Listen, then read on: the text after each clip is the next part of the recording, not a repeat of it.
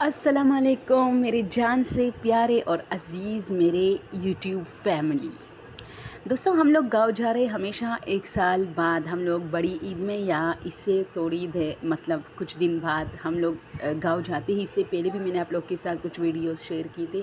ہم ہر سال جاتے ہیں اور ہم 10 جولائی کو انشاءاللہ گاؤں کے لیے روانہ ہو گئے۔ اور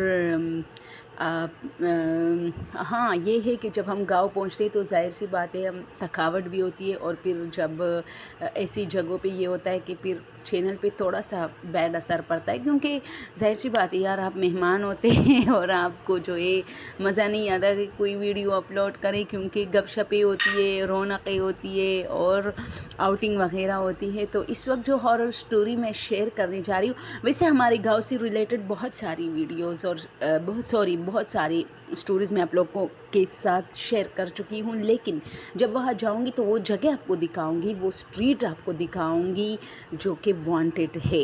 اسپیشل ہم جہاں جا رہے ہیں نا، وہاں جو گلی ہے، ایک لمبی سی پتلی گلی ہے، وہ بہت وانٹڈ ہے۔ اس کے بارے میں یہ مشہور ہے کہ ہمارا ایک دوست تھا نا، بچپن کا دوست، جیسے مطلب اب تو ہم پٹھان ہیں، پھر مطلب پردہ کرتے ہیں، پھر آپس میں نہیں ملتے، لیکن جب ہم بچپن میں تھے اور ہم لوگ کھیلتے تھے تو ہمارے ساتھ ہمارا ایک دوست ہوتا تھا، اور اللہ اس کو جنت الفردوس میں اعلیٰ مقام دے۔ اب اس کی ڈیتھ ہو گئی ہے، 25-26 سال کے ایج میں اس کی ڈیتھ ہو گئی۔ اس کو کینسر تھا اور بہت زیادہ بہت افسوسناک ڈیتھ تھی اس کی۔ اور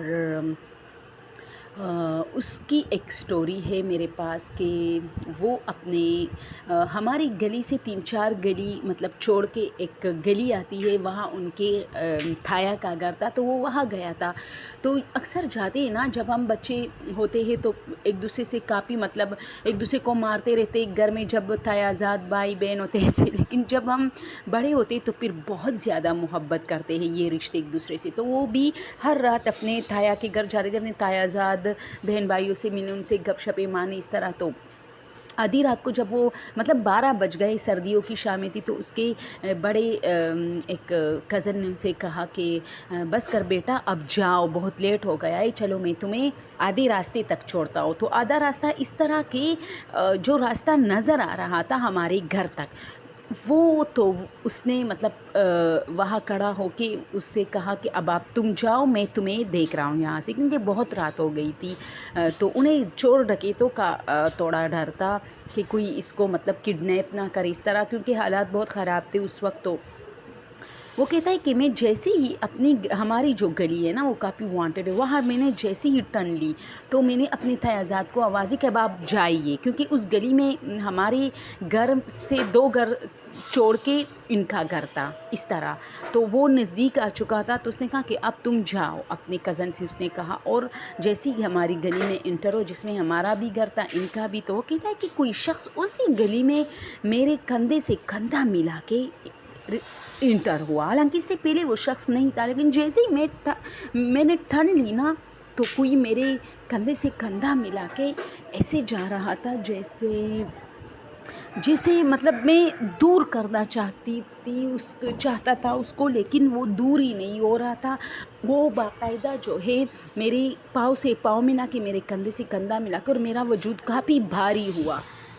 اس نے کہا کہ میں تیز چلنے لگا اور پھر بھاگنے لگا۔ اتنے میں میرے کزن کا فون بھی آیا۔ میں اس فون کو اٹینڈ نہیں کر رہا تھا، کیونکہ میرے ساتھ تو پتہ نہیں کیا چیز جا رہی تھی، اور اس چیز کا کندھا تو میرے کندھے سے ملا تھا، لیکن اس کا سر نہیں تھا۔ یعنی اتنا یہ لمبا تھا کہ مجھے نہیں پتا اس کا سر تھا یا نہیں، لیکن میں اوپر ڈر کے مارے نہیں دیکھ رہا تھا۔